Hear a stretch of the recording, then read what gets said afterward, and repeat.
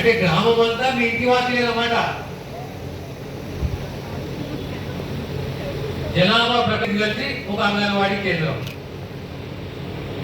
అంగన్వాడీ కేంద్రం అనేది ఆ గ్రామంలో ఉన్న కుటుంబాలు, వారి యొక్క ఆ తల్లి, ఆ బాలింత, ఆ గర్భవతి, ఆ పిల్లలు,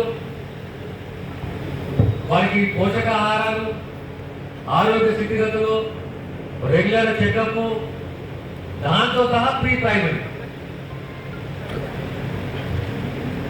అంటే ప్రభుత్వం గురుతరమైన బాధ్యత మీ మీద పెట్టి ఏలేము ఆశా వర్కరు ఏలేము అంగన్వాడీ ఆయా, అంగన్వాడీ టీచర్ అందరు కలిస్తేనే గ్రామానికి మీ సేవలు అందిస్తున్నాం.